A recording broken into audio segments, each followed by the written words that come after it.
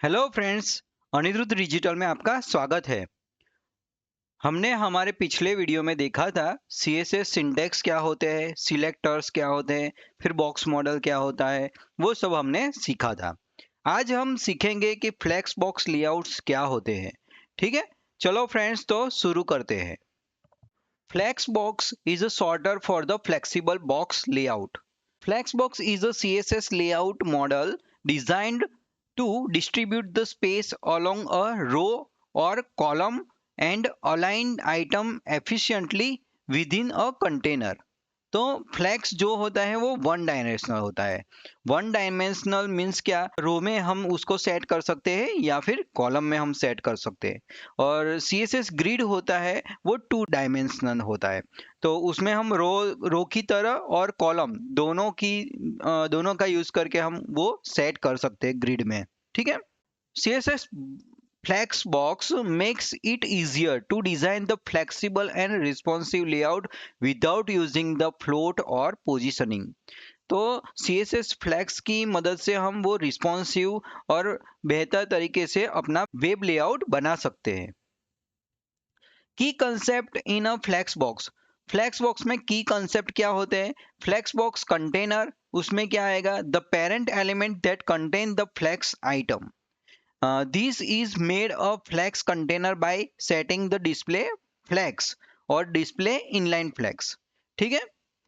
उसके बाद आता है flex item. Display flex container के अंदर फ्लेक्स आइटम आती है। तो the child element of the flex container that are the arranged based on the flex box property. उसके बाद main axis, the primary axis along which flex item are laid out horizontal by default. Cross axis, the perpendicular axis to the main axis vertical by default।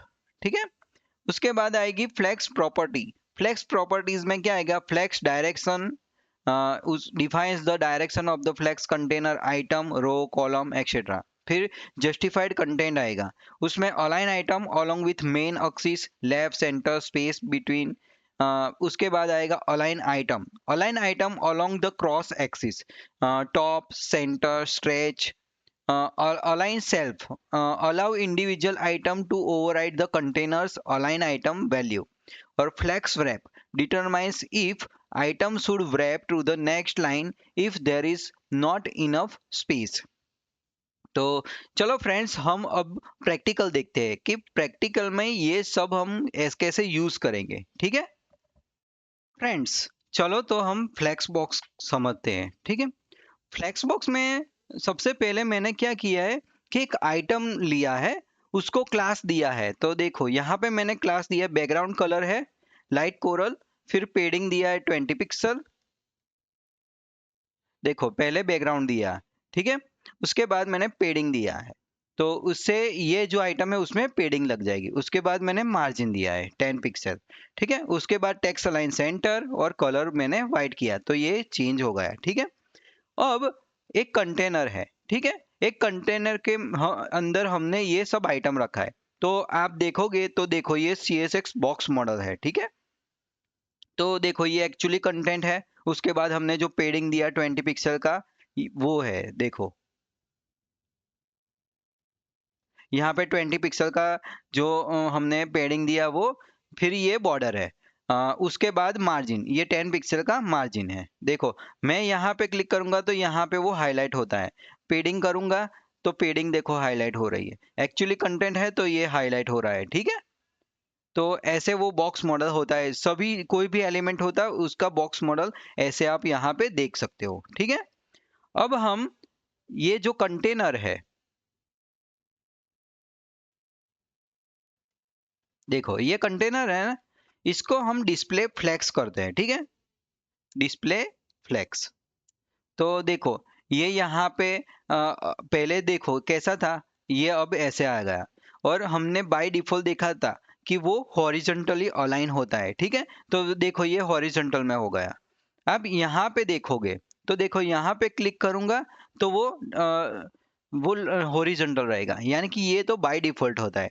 पर हमें ऐसे vertical रखना है तो हम यहाँ पे क्लिक करेंगे तो वो कॉलम में आ जाएगा। 1 2 3 देखो, देखो कॉलम में आ गया ना ऐसे। उसके बाद हम इसका रिवर्स रो भी कर सकते हैं। देखो रिवर्स 1 2 3 यहाँ से हो गया, पहले लेफ्ट से था, ये राइट से हो गया।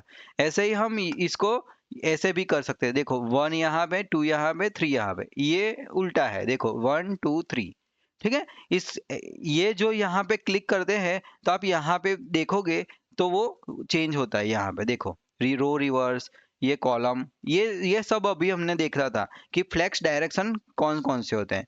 जो डिफॉल्ट होता है वो हॉरिजॉन्टल वाला होता है, ठीक है। उसके बाद आएगा फ्लेक्स रैप का, मैं आपको एक और एग्जांपल दिखाऊंगा, ठीक है। अब हम देखते हैं जस्टिफाइड कंटेंट। जस्टिफाइड कंटेंट में क्या होगा, ये सेंटर में हो जाएगा। देखो यहाँ पे ये जो भी रो है वो सेंटर में हो गया। देखो यहाँ पे हम कंटेनर को देख सकते हैं कि ये सेंटर में हो गया, ठीक है। ओवर करूंगा तो उसके बाद ये अगर लेफ्ट से रखना है तो ये लेफ्ट से रख सकते हैं, ये राइट से रख सकते हैं। फिर ये स्पेस बिटवीन होगा तो उसमें क्या होगा, लेफ्ट और राइट दोनों जगह पे हो जाएगा और सेंटर में वो ऐसे रहेगा। तो वो लेफ्ट और राइट को अलाइन हो जाता है। और इसमें क्या होगा, देखो यहाँ पे क्लिक कर दें तो ये तीनों जगह से सेंटर में होके ऐसे स्पेस होता है। देखो यहाँ पे स्पेस है, यहाँ पे स्पेस है, और यहाँ पे देखोगे तो वो स्पेस नहीं रहती है। देखो ऐसे, और यहाँ से पे ऐसा है। तो ये क्या होगा, ये सेंटर से सभी जगह से स्पेस सिमिलर रखेगा, यहाँ से और यहाँ से सब जगह से। पर इसको क्लिक करेंगे तो ये क्या करेगा, जो एक आइटम है, जो आइटम 3 है उसका लेफ्ट और राइट सेम रहेगा। ऐसे ही इस ये दोनों का सेंटर रहेगा और यहाँ पे ऐसे स्पेस रहेगी, ठीक है। उसके बाद आएगा अलाइन आइटम। तो अलाइन आइटम के लिए हम फ्लेक्स डायरेक्शन ये रखेंगे। तो देखो ये अलाइन हो गया, ठीक है। देखो पहले ये पूरा ऐसे हो जाता था, पर इसको सेंटर में ही ऐसा इतना रखना है तो अलाइन आइटम सेंटर रखेंगे। लेफ्ट करना है तो लेफ्ट कर सकते हैं और राइट कर सकते हैं। फिर फुल विड्थ में चाहिए तो वो भी कर सकते हैं, ठीक है। अब हम देखेंगे कॉलम जो डायरेक्शन है वहां पे अलाइन कंटेंट। तो अलाइन कंटेंट में हमने देखा कि ये जो व्रैप है, व्रैप करेंगे तो हम इसको सेंटर ऐसे, राइट ऐसे कर सकते हैं, ठीक है। इसको स्ट्रेच कर दिया है पूरा। अब हम देखेंगे व्रैप वाला, ठीक है। व्रैप और नो व्रैप के लिए हमने क्या किया है, यहाँ पे डिस्प्ले फ्लेक्स रखा है और नो व्रैप रखा है। तो नो व्रैप का मतलब क्या होगा कि हमने एक बॉर्डर दी है, उसको एक विड्थ दिया है। देखो 300 पिक्सल की विड्थ दी है और मार्जिन 20 पिक्सल का दिया है। तो एक्चुअली में ये ब्लैक बॉर्डर यहाँ पे है, तो नो व्रैप किया तो वो इसके अंदर नहीं रहेगा, इसको जो बॉर्डर है उसके बाहर चला जाएगा, ठीक है। ये जो भी आइटम है, यहाँ पे आइटम देखेंगे तो यहाँ पे हमने सिर्फ पेडिंग मार्जिन और यही दिया है, फ्लेक्स 150 का दिया है। यानी कि ये जो विड्थ है ये है, देखो इसकी जो विड्थ है वो ये है 150 वाली, और स्पेस 00 रखा है, ठीक है।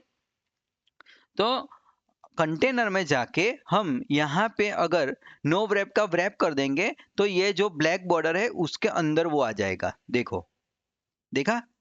अगर हम इसको अब थोड़ा बड़ा करते हैं, देखो इसको थोड़ा बड़ा करते हैं, देखा। तो ये क्या हुआ, ये जो भी विड्थ है इसको इतने में वो आ गया, तो वो यहाँ पे आ गया, और दूसरी की स्पेस नहीं है तो वो यहाँ पे आ गया, ठीक है। देखो यहाँ पे और बढ़ाएंगे फिर भी वो नीचे रहेगा, क्योंकि ये जो स्पेस है वहां पे उतनी नहीं है। तो व्रैप और नो व्रैप का आप इस तरीके से यूज कर सकते हो, ठीक है। फ्रेंड्स, तो आज हमने सीखा कि फ्लेक्स बॉक्स का यूज़ हम वेबसाइट में कैसे करेंगे, ठीक है। अभी HTML5 में फ्लेक्स बॉक्स की मदद से हम रिस्पॉन्सिव डिज़ाइन अच्छी तरीके से बना सकते हैं। तो हम जब भी अपना लेआउट बनाएंगे तो हम ट्राई करेंगे कि फ्लेक्स बॉक्स से ही कोई भी लेआउट बनाए तो वो रिस्पॉन्सिव हो जाता है, ठीक है। हमारे अब नेक्स्ट वीडियो में हम देखेंगे CSS ग्रिड क्या होती है। जो ग्रिड होती है वो 2 डायमेंशन होती है और जो फ्लैग्स होता है वो 1 डायरेक्शनल होता है, ठीक है। तो फ्रेंड्स आज के लिए इतना ही। फ्रेंड्स, अगर आपको मेरा ये वीडियो इन्फॉर्मेटिव लगा है और आपको कुछ नया सीखने को मिला है तो आप मेरे चैनल को लाइक कीजिए, सब्सक्राइब कीजिए और अपने फ्रेंड को सबसे ज़्यादा शेयर कीजिए। Thank you.